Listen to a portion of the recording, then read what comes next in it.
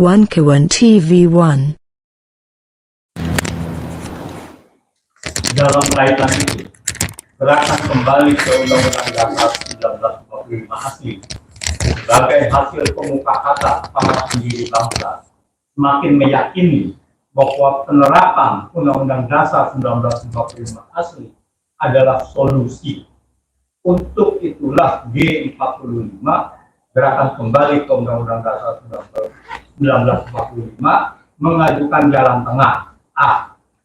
Pemilu dan pilpres harus diselenggarakan secara jujur dan adil, baik oleh penyelenggara pemilu dan pilpres maupun oleh pemegang amanat kekuasaan sekarang ini. B.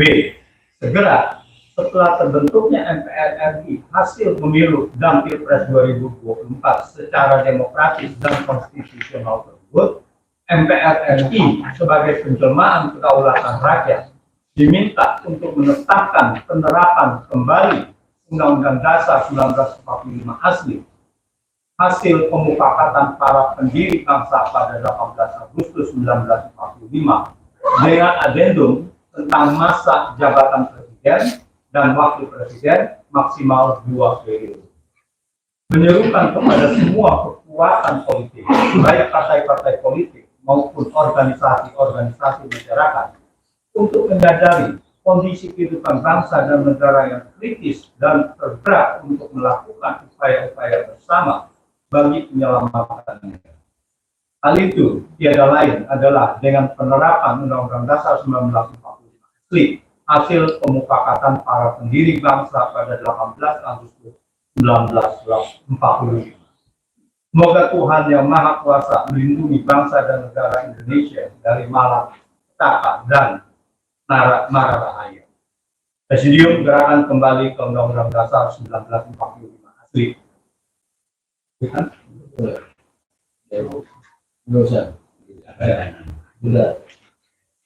Demikian pernyataan resmi kami secara tertulis.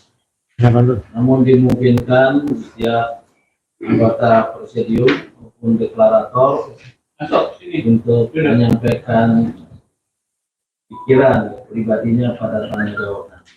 Nah, saya silakan ada kawan-kawan pers yang ingin bertanya, menyebutkan nama medianya.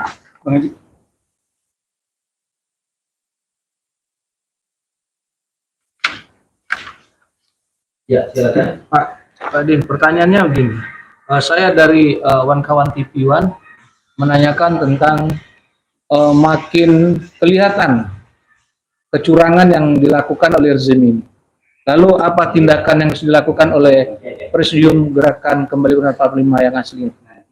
Langsung saya jawab, karena G45 Gerakan Kembali ke Undang-Undang Dasar 1945 asli adalah gerakan moral dan konstitusional yang bertujuan MPR RI yang baru nanti, walaupun hasil pemilu pilpres dengan menggunakan Undang-Undang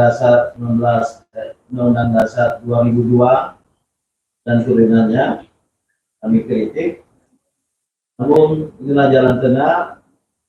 Dan oleh karena itu MPR RI yang terbentuk nanti kita minta, kita desakkan tentu bersama genap kekuatan rakyat cinta konstitusi untuk menetapkan ketetapan perdananya, yaitu kembali ke Undang-Undang Dasar 1945. Inilah gerakan moral konstitusional.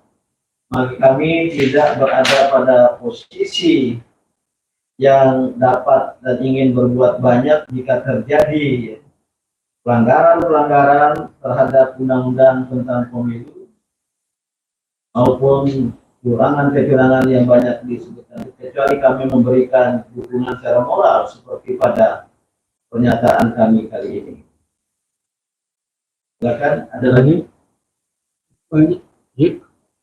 Atau untuk ini saya minta Habib Sayuti menambahkan.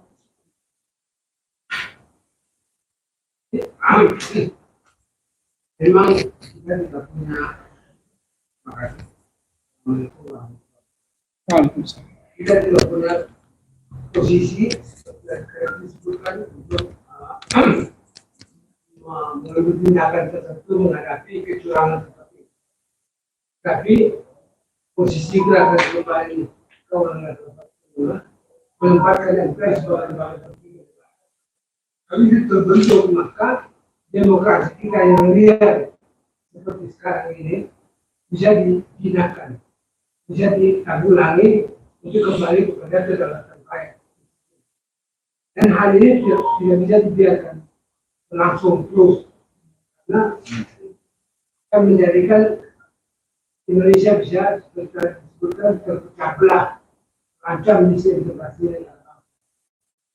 Dan posisi kita adalah satu, keadaan bisa normal, dan kedua, ketika keadaan normal tetap meminta hasil pemilu untuk kembali kepada seperti masih. Kalau keadaan tidak normal, terjadi kendala-kendala dalam perjalanan, tetap gerakan kembali ke seperti asli adalah pilihan terbaik untuk mengatasi kondisi yang Ya, ada lagi pertanyaan? Atau tambahan, Antoni? Kecurangan pemilu dan pilpres pada hakikatnya adalah pengkhianatan terhadap suara rakyat, pengkhianatan terhadap kedaulatan rakyat. Dan ini sangat bahaya karena menurut survei dari organisasi pemuda ICMI se-Sumatera, untuk daerah Sumatera, 85,2% menyatakan bahwa mereka siap berdisintegrasi kalau pemilu curang. Kami melihatnya adalah bahwa daerah sebagai pemilik negara kesatuan Republik Indonesia ini melihat bahwa terjadi ketidakadilan di dalam ekonomi dan ketidakadilan di dalam banyak hal dan juga hukum. Kalau ini sampai terjadi dan mereka melihat bahwa ketidakadilan ini secara nyata melalui pemilu curang, maka mereka sudah siap mengatakan bahwa tidak ada gunanya kami bergabung dengan negara kesatuan Republik Indonesia sesuai yang disepakati pada tahun 1945.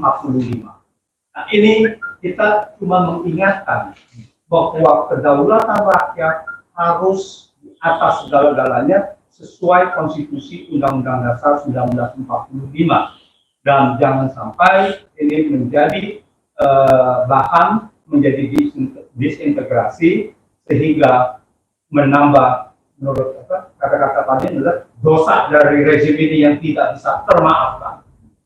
Terima kasih. Ini juga dua hal tadi. Selain gerakan pemakzulan, kemudian tadi ada pernyataan yang saya sudah baca juga dari kelompok pemuda di Sumatera. Ditambah yang ketiga, saya juga membaca disampaikan pada saya, lupa nama resmi organisasinya, semacam Ikatan Sultan dan Raja Nusantara. Jika terjadi kecurangan dan apalagi membawa pada kerusuhan, para sultan dan raja itu siap untuk mengambil alih semacam itu kekuasaan. Apalagi mereka merasa memberi mandat pada republik, namun jika tidak dapat ditunaikan yang baik, kami bisa mengambil alih. Inilah yang di dalam pernyataan tertulis, ya. Ada kalimat, jangan dipandang remeh, bukan sebelah mata, ya. Ada dalam itu. Ini peringatan kepada regime yang berkuasa, Presiden Jokowi lalu dalam masuk, tidak hanya cawe-cawe, bahkan berkampanye untuk sebuah partai politik, mengerahkan segala jajaran pemerintahan dan kekuasaan baik secara terselubung maupun secara terkemuka, ini sesuatu yang sangat berbahaya. Maka jangan anggap remeh dari aspirasi atau bertemu. Silakan Pak Andi. Ya rekan-rekan media, jadi apa yang kami sampaikan dari Departemen hari ini adalah hasil-hasil daripada beberapa pekan terakhir ini terhadap perkembangan politikan kita di tanah air dan pasca dan masyarakat hari ini kita dan cenderung yang kami sampaikan secara tertulis tadi bahwa hal ini adalah kami ingin ingatkan kembali supaya jangan nanti dari libur, supaya segera para pemegang kekuasaan menyadari bahwa satu-satunya solusi saat ini akan kita dalam proses pemilu itu adalah melaksanakan pilpres dan pemilu ini secara transparan, terbuka, jujur, bertanggung jawab, sehingga tidak ada lagi hal-hal yang dapat mengganggu disintesi bangsa kita yang dimana tadi sudah dinyatakan oleh beberapa pihak bahwa kekecewaan ini sudah cukup mendalam. Saya kira itu harus digarisbawahi pada pertemuan kali ini. Ya, ada lagi pertanyaan? Ya, Adi dari UI Watch Channel. Poin nomor C yang menyerukan kepada semua kekuatan politik, baik partai politik maupun ormas, untuk menyadari kondisi kehidupan bangsa dan sebagainya ini menarik Pak. Apakah selama ini sudah ada komunikasi kepada kekuatan politik, terutama partai-partai politik yang ada kursi di DPR tentunya, maupun partai-partai politik yang belum ada di kursi DPR? Bagaimana kita ketahui saat ini partai politik memegang kekuatan yang sangat kuat dalam demokrasi kita. Satu itu. Kedua, kalau ormas-ormas, nah bagaimana? Dan apakah ada kelompok lain atau tokoh politik lain yang akan bergabung dalam gerakan kita ini, Pak? Secara resmi kami G45 belum menyampaikan pikiran secara tertulis. Tidak ada rencana dalam waktu dekat ini. G45 lewat presidium yang mewakili 350-an deklarator pada 7 November 2023 yang lalu dan mengirim surat resmi kepada banyak pihak, antara lain partai-partai politik baik yang disebut parlementer, ada wakilnya di DPR RI sekarang maupun yang belum atau yang tidak. Yang kedua, organisasi masyarakat, lintas agama, lintas kelompok, dan yang ketiga, tokoh-tokoh perorangan. Ini secara tertulis. Kami karena suasana pemilu pilpres yang hiruk-pikuk tidak dapat mengundang atau mendatangi mereka secara langsung. Nah, ini dalam pernyataan kali ini kami apa yang tadi bahasanya mendesakkan dan meyakinkan agar kekuatan politik nasional, baik partai-partai politik maupun ormas-ormas yang merupakan istilah ilmu politik kelompok aspiran real dan kelompok-kelompok lain menyadari, tidak salah menggunakan istilah menyadari, bahwa kembali ke Undang-Undang Dasar 1945 adalah solusi. Nah, sementara inilah maksud dari konferensi pers, agar kawan-kawan pers nasional bisa membantu kami, mendukung kami, menyebarkan dan mengarus utamakan pikiran-pikiran yang kami sampaikan lewat konferensi pers secara berkali.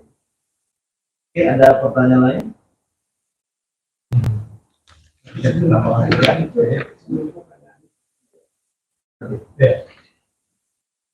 Secara formal tadi sudah diutarakan bahwa tidak ada komunikasi secara langsung ya, belum ada dengan partai politik khususnya dan juga ormas-ormas lain.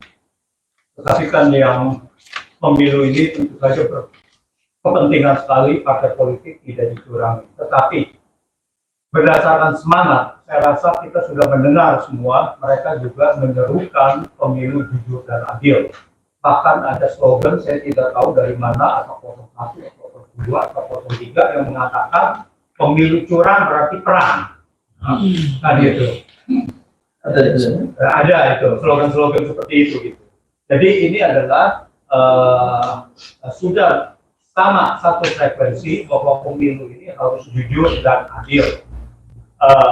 Kalau memang itu sampai dilakukan kecurangan-kecurangan dan ternyata secara kasat mata terbukti, saya rasa kekuatan-kekuatan tadi itu tinggal konsolidasi saja, dan ini yang menambah bahaya dari disintegrasi ini. Demikian, Pak. Saya mau tambahkan beberapa hal. Pertama, kalau melihat situasi global, sekarang pilihan generasi Z atau bisa saya sebutkan sebagai neo-ortodoks. Jadi mereka yang sudah lupa dengan atau tidak lagi berhubung dengan peristiwa-peristiwa di zaman kaki mereka. Ini generasi baru. Artinya potensi perubahan global itu besar sekali. Dan begitu saja di Indonesia. Jadi harap dicatat supaya presiden harus sangat hati-hati dalam hal ini. Tidak bisa dianggap apa yang terjadi seperti sinyalemen lebih dari sekedar cawe-cawe, bahkan melanggar undang-undang jangan dianggap sebagai hal biasa. Karena itu akan bertabrakan dengan satu peristiwa besar, yaitu munculnya generasi yang memang tiba saja untuk mengambil perubahan dan tidak akan mundur kepada cerita-cerita zaman dulu. Jadi akan terputus dengan undang-undang. Nah, untuk itu maka kita minta bukan hanya berita besarnya bahwa harus jujur dan adil, tapi juga kita minta kepada lembaga-lembaga internasional supaya ikut serta mengawasi dengan ketat proses pelaksanaan pemilu. Karena peranan dari PBB dalam hal ini bisa sangat besar untuk mengatasi turut serta dalam objektifikasi hasil pemilu. Kedua, kita minta juga kepada para pemilih supaya jangan sedapat mungkin para pejuangnya jangan pulang dari TPS sebelum hasilnya mendapat kepastian, difoto dengan jelas hasilnya, difoto dengan jelas. Karena nanti peganglah hasil kecamatan, selebihnya mau DPT begitu dan sebagainya itu tidak penting. Itu akal-akal. Tapi yang penting hasil kecamatan. Hasil kecamatan dapat bisa dijumlahkan dan masalah tersebut. Saya kira itu saja. Jadi, ya. Timbulnya kesadaran baru, terutama di generasi ini tentang rasa keadilan telah besar sekali, dan kelompok ini hari ini dicerdaskan oleh medsos. Nah, kelompok ini kesadarannya terhadap keadilan ini tidak saja keadilan di dalam sistem struktur, tetapi juga perlakuan kepada sumber daya alam. Itu telah mendorong mereka untuk mengambil posisi supaya mereka tegak kepada keadilan dan kemudian pemihakan kepada mereka yang tidak merasa adil. Nah, kelompok ini adalah kelompok kaum terdidik yang hari ini belum kita katakan kelas menengahnya itu cukup besar, dan ini adalah potensi kalau tidak keadilan itu terjadi, kalau kecurangan itu terjadi, mereka inilah yang mempunyai kemampuan, energi yang tampil ke depan untuk menyuarakan keadilan dan mengembalikan Indonesia sebagai negara yang mestinya mereka sadar betul bahwa tidak ada jalan lain kecuali kita kembali ke Undang-Undang 45 yang asli. Karena apa yang terjadi sekarang ini terlalu terbuka dan tidak membantu negara kita secara adil. Saya kira itu yang saya sampaikan. Terima kasih. Sebelum dilanjutkan, Pak, saya kenalkan yang hadir pada partisipasi ini dari Presidium G45, Bapak M. Hatta Taliwang, Sekretaris, ada namanya, secara alfabetis M. Ya. Kemudian Bapak Adian Adriatus, di tokoh juga, Bapak Hatta tadi aktivis lintas zaman. Ini Bapak Adrianus, ini tokoh umat muda Indonesia.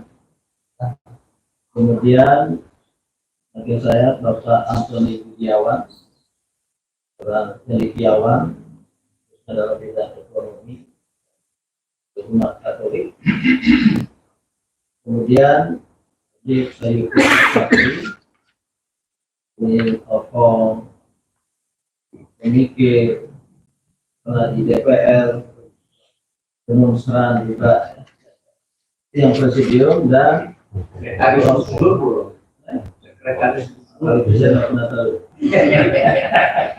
seperti Presiden Gus Dur dulu. Ini Profesor Laude Kamaludin, tokoh kami alumni HMI, ilmuwan cendekiawan, sekarang menjabat sebagai rektor Universitas Insan Cita Indonesia (UICI), sebagai Cyber University, dan sebelumnya juga rektor beberapa universitas lain. Ini yang presidium. Yang deklarator ada hadir Dr. Nada Kamari,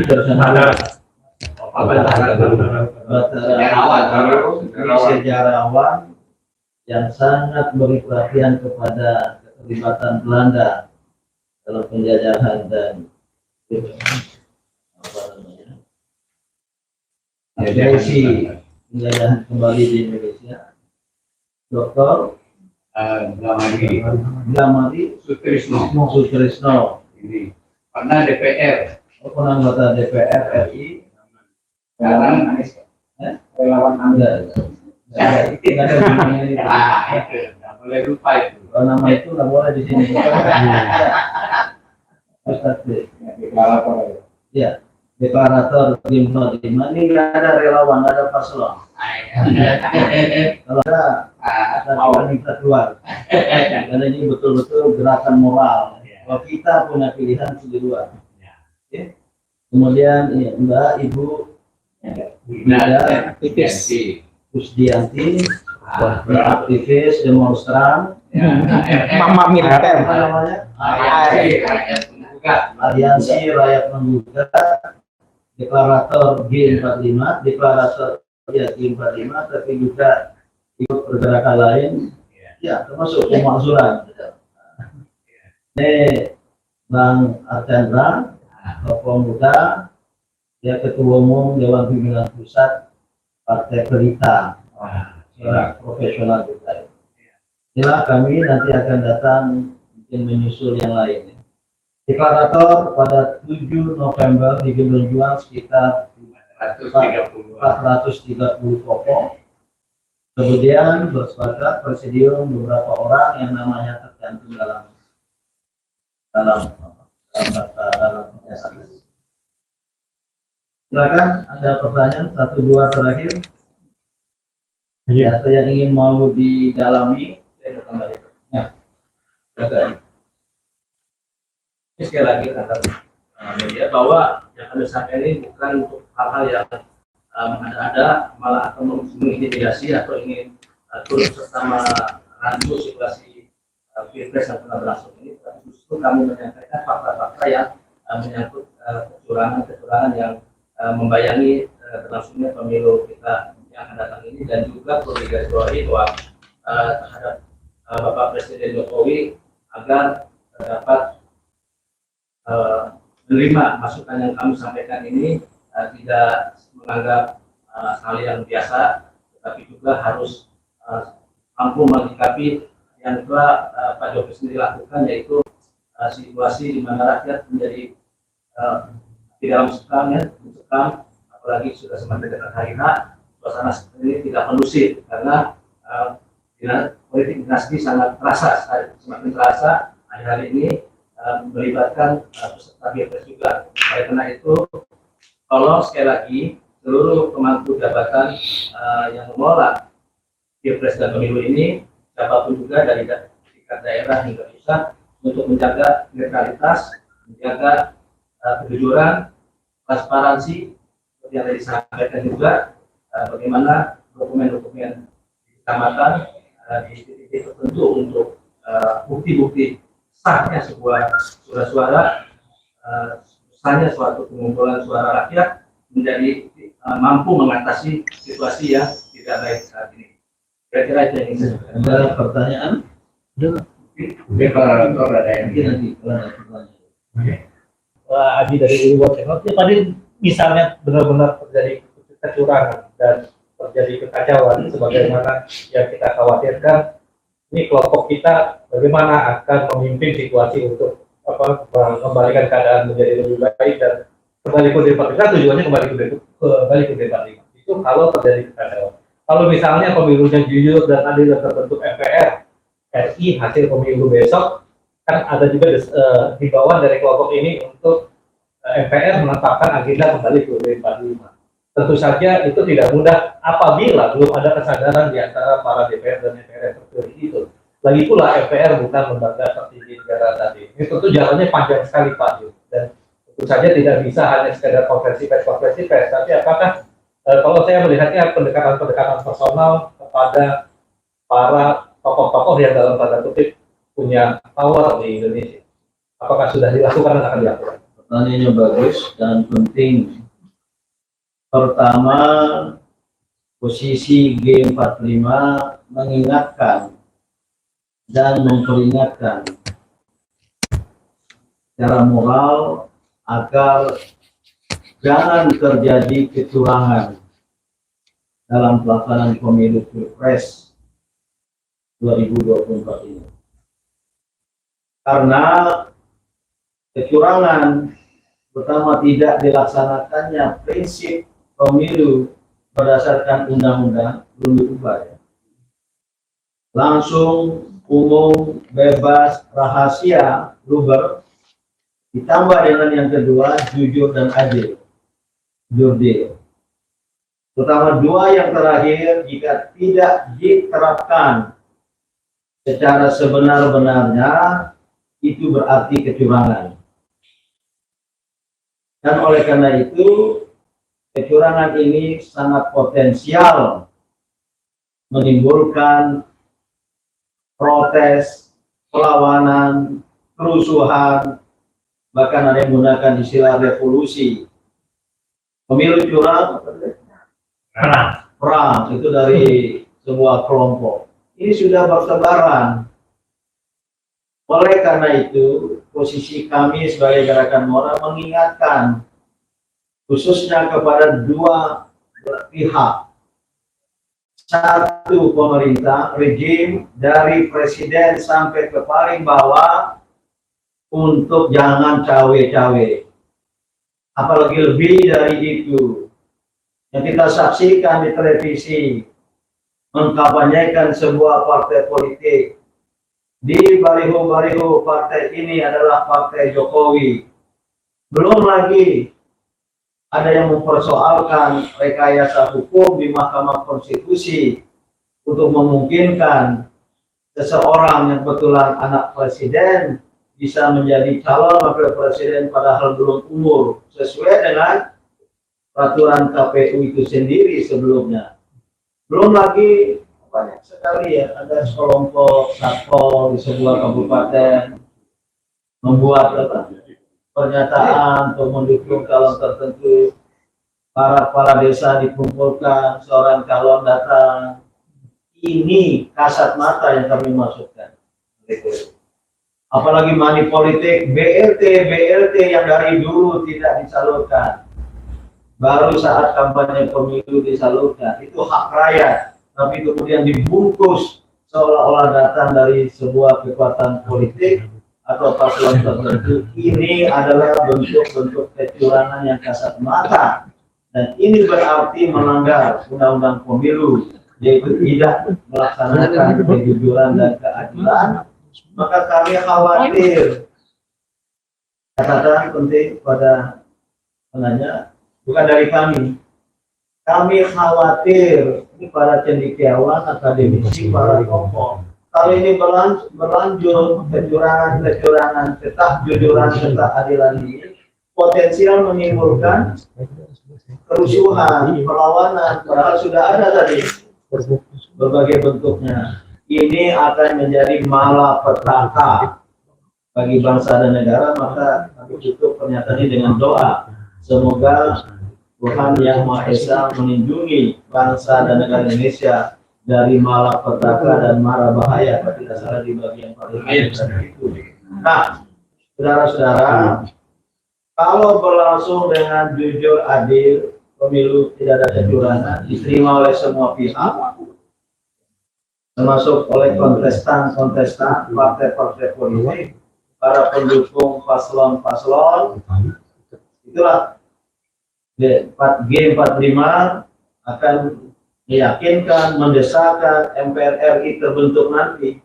Coba dibaca. MPR RI yang terbentuk, ada kalimatnya. Ya, coba baca kalimatnya. MPR RI yang terbentuk secara demokratis dan konstitusi Tersebut ya. Tersebut syaratnya Diminta untuk menetapkan penerapan kembali MPR RI sebagai penjelmaan kedaulatan rakyat diminta untuk menetapkan penerapan kembali ke Undang-Undang 45 Ya. asli. Ini kalimat bukan tanpa makna. Kami berpendapat G45 ini MPR RI Majelis Permusyawaratan Rakyat Republik Indonesia adalah penjelmaan kedaulatan rakyat. Itu tercantum di Undang-Undang 45 asli pasal 1 ya. Kedaulatan berada di tangan rakyat yang dilaksanakan oleh Majelis Permusyawaratan Rakyat. Ini yang hilang.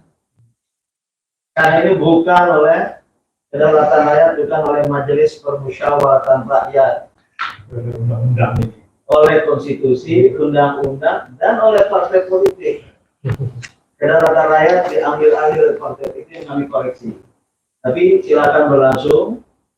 Ya, kalau tidak, itu mudaratnya besar.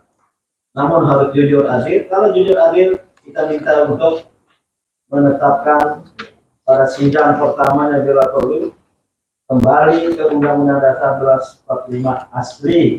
Jangan lupa dalam kurung hasil permufakatan para pendiri bangsa pada 18 Agustus 1945. Mohon ini jangan dihilangkan dalam tulisan.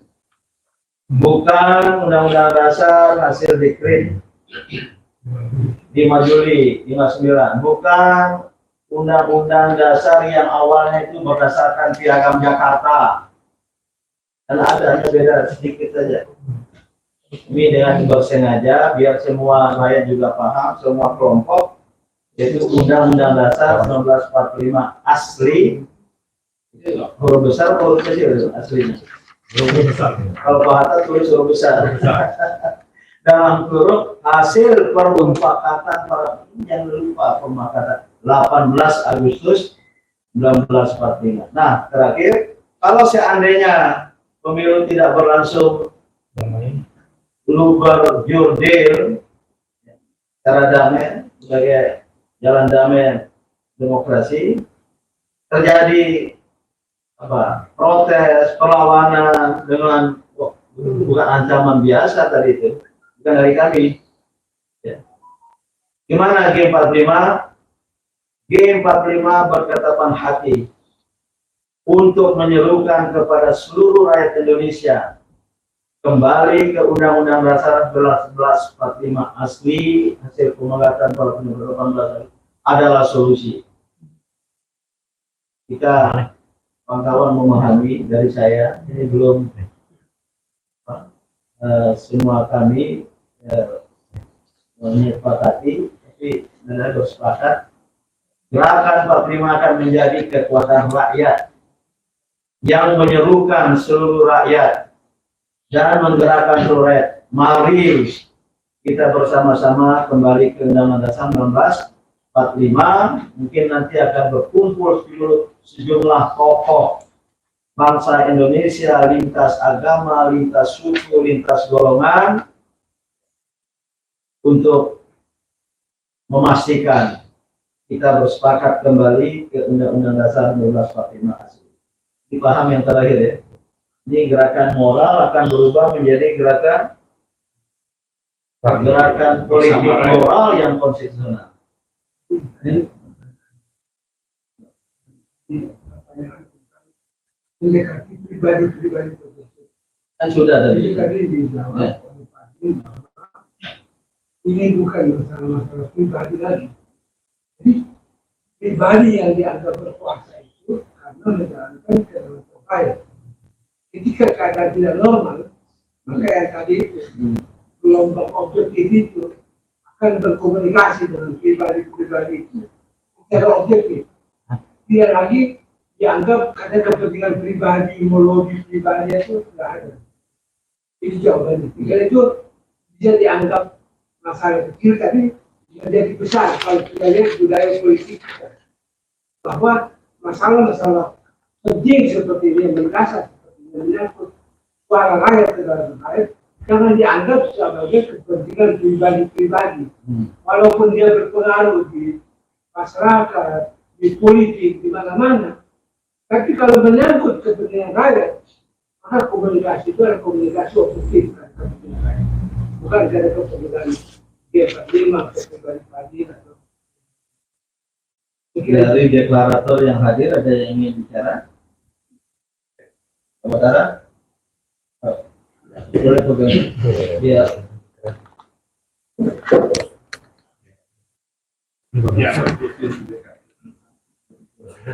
Terima kasih. Jadi, saya ingin menambahkan dua hal yang sangat penting. Yang pertama, mengenai yang kami namakan Undang-Undang kembali ke Undang-Undang Dasar 45 asli. Berarti ada yang palsu. Saya termasuk yang berpendapat bahwa undang-undang yang disahkan oleh MPR bulan Agustus tahun 2002 itu kalau dinamakan Undang-Undang Dasar 2002 betul, tepat. Tapi kalau mau dikatakan itu sebagai Undang-Undang Dasar 45, maka saya termasuk mengatakan bahwa itu Undang-Undang Dasar 45 palsu. Karena sudah cukup panjang dibahas, antara lain memang seolah-olah di situ kalau Undang-Undang Dasar 45 asli itu terdiri dari 16 bab dan 37 pasal. Tetapi kalau coba diteliti lagi, itu coba cari bab 4. Bab 4 ditulis di situ, tapi ada dicantumkan, tetapi isinya kosong. Dengan hanya kalimat dihapus isinya, yaitu mengenai Dewan Pertimbangan Agung. Sekarang coba pikir dengan logika, bagaimana struktur suatu undang-undang dasar konstitusi ada ditulis babnya, tapi kosong. Kemudian mengenai tadi disampaikan mengenai kedaulatan rakyat dan diwakili oleh MPR. Di Undang-Undang Dasar 45 palsu ditulis akan diatur melalui undang-undang. Coba cari, ada tidak undang-undang yang mengatur kedaulatan rakyat. Nah, oleh karena itu saya katakan bahwa Undang-Undang Dasar 45 palsu telah merampok kedaulatan rakyat. Ada ayat yang sangat memalukan, itu mungkin nanti akan kesempatan lain. Nah, jadi di sini harus diperhatikan bahwa dari strukturnya itu sudah suatu pemalsuan, seolah terdiri dari 16 bab, padahal harusnya 15. Dan kemudian mengenai 37 pasal itu ada A, B, C, D, E segala macam. Jadi sampai mengakibatkan bahwa ayat yang baru itu di Undang-Undang Dasar 45 palsu itu 90% ayatnya baru. Hal yang kedua yang penting adalah di sini bahwa Undang-Undang Dasar 45 asli itu terdiri dari 3 bagian yang tidak terpisahkan, yaitu pembukaan, batang tubuh, dan ini yang tidak pernah diperhatikan, penjelasan Undang-Undang Dasar 45 yang asli.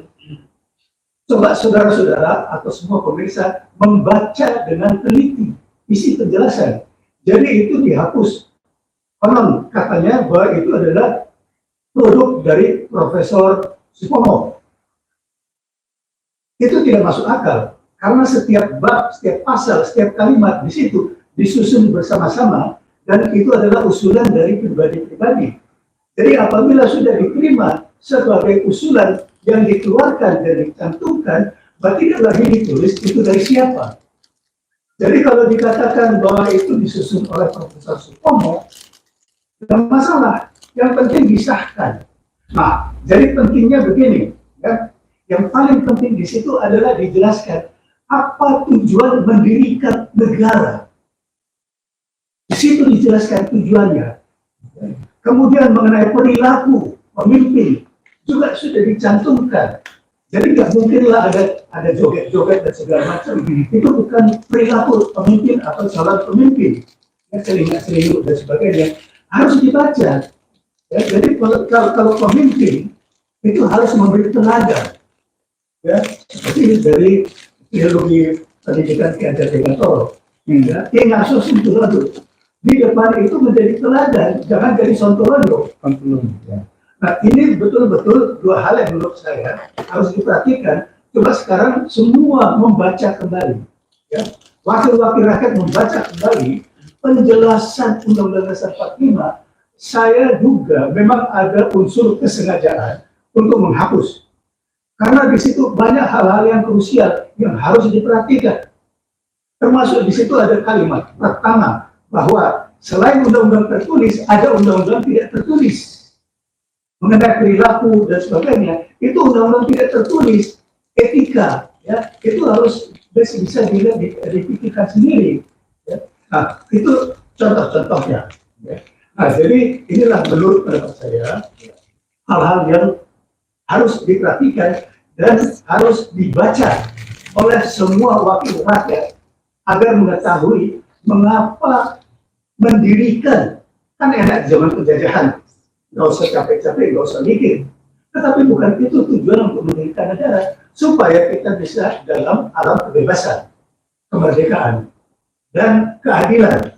Jangan hanya untuk para pemimpin atau penjajah. Terima kasih. Itu saja. Ada lain yang ini. Saudara-saudara, saya ingin menegaskan posisi dari G45. Mohon jangan salah tulis. Pertama, ini gerakan moral berdasarkan konstitusi. Yang tiada lain adalah Undang-Undang Dasar 1945 asli. Secara kolektif, kalau lintas agama, lintas suku, ini akan bertambah lagi, melebihi jumlah deklarator pada 7 November yang lalu, 430 tadi. Dan ini bukan urusan pribadi-pribadi. Insya saya yakin para deklarator, khususnya presidium, ini adalah orang yang sudah selesai dengan dirinya sendiri. Maka bukan untuk target politik tertentu. Dan tidak ingin pastikan pada diri sendiri. Nah, sebagai gerakan moral, berdasarkan konstitusi, gerakannya ya penyadaran, edukasi, persuasi, keyakinan, advokasi yang bisa kami lakukan sementara lewat menyebarkan pikiran-pikiran seperti lewat konferensi pers, sosialisasi, edukasi, sosialisasi. Nah, yang kedua, ini terus-menerus tanpa lelah dan hentinya, walaupun dalam suasana hiruk-pikuk pemilu pilpres, kami sebarkan pikiran ini. Yang boleh jadi mungkin untuk adanya debat, polemik, diskusi di media tidak cukup menarik ya. Terutama karena debat, diskusi, polemik di media lebih banyak membahas tentang debat capres-cawapres. Tapi kami berketapan hati ini harus terus kita lakukan. Khusus hari ini yang ketiga, kita ingin pesankan betul secara sungguh-sungguh. Pemilu pilpres harus berdasarkan hukum, undang-undang, yaitu jujur, adil, jangan curang. Peringatan ini bukan fiktif, mengada-ngada, karena sudah ada bukti. sudah ada fakta, gelagat dan gejala, maka menggunakan istilah kasat mata tadi, berupa keterlibatan terlalu dalam, ada istilah mendalam tadi, keterlibatan terlalu dalam oleh rejim yang berkuasa, yang ingin melanggengkan kekuasaannya, membangun politik dinasti, dan kemudian mengerahkan organ-organ negara untuk kepentingan politik tertentu. Ini berbahaya. Sempat ada dikatakan kalau itu terjadi dan menimbulkan perpecahan bangsa, ini akan menjadi dosa sejarah yang tak terampuni. Ini kami peringatkan, ini dengan moral memperingatkan. Dan kami tidak bungkus-bungkus dengan kalimat halus, halus menunjuk ada istilah rejim berkuasa, Presiden Jokowi, atau penyelenggara pemilu, jangan main-main KPU dan Bawaslu. Kami membaca fakta-fakta, sekarang diusulkan, diprotes tentang DPT daftar pemilih tetap yang bermasalah sekitar 54 juta. Kalau itu betul, buka sebuka-bukanya. Yang sampai hari ini belum ada klarifikasi dari KPU dan Bawaslu. Jangan anggap remeh. Siapapun yang mengusulkan, kami ini nggak ada kaitan dengan suara kami G45 dengan kepentingan paslon, walaupun kami bagi-bagi dalam dukungan itu hak individual. Nah, yang terakhir, tolong baru dari saya, insya Allah saya yakin kawan-kawan bersepakat juga ya. Jika terjadi hal yang tidak kita inginkan, kami pesankan jangan terjadi kerusuhan sosial. Jangan terjadi perpecahan bangsa, sikap dasar kami. Harganya terlalu mahal untuk kita bayar. Maka pesannya jangan curang. Nah, jika itu terjadi, kami sekali lagi G45 tidak inginkan. Kami tidak terlibat dalam gerakan oleh kawan-kawan lain, sebagian juga deklarator di G45 ini, tidak kita ingin. Namun kalau terjadi G45, Pak istilahnya, bukan berketetapan hati, G45 dapat menjadi gerakan politik. Saya menggunakan istilah itu.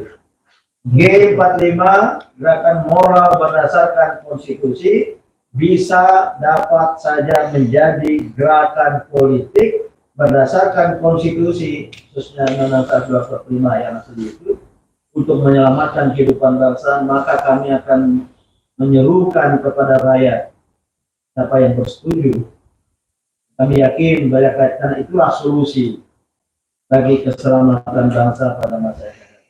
Oke ya, itu penjelasan. Terima kasih atas kehadiran kawan-kawan semua. Silakan. Jadi rekan-rekan media, sebenarnya saya juga tidak mau menyampaikan hal ini, tetapi saya bahwa seluruh pelaku penyelenggara pemilu termasuk pemerintah saat ini untuk menjaga etika di mata dunia internasional yang sudah mulai sindiran-sindiran. Dan satu hal lagi yang perlu saudara ketahui bahwa ada kelompok masyarakat yang sudah traumatik dengan kejadian kerusuhan dan sebagainya, sehingga persiapan untuk eksodus pun secara diam-diam saja sudah berlangsung, karena kita yang tidak sehat terhadap penyelenggaraan pilpres atau jalan ya penyelenggaraan ini yang masih banyak. Ya, saya kira cukup ya. Terima kasih kepada kawan semua. Insya Allah sebelum hari pencoblosan dan pemungutan suara 14 Februari, kami akan adakan sekali lagi konferensi pers untuk menyampaikan pikiran yang lebih terfokus kepada perkembangan situasi dan kondisi. Pendapat akhir ya. Kita cari waktu nanti, sambil juga kami memantau ya dengan seksama maupun dengan hati yang was-was, harap cemas. Maka tolong bawa semua untuk membantu kami, dan kami mengundang para jurnalis untuk ikut bergabung dengan G45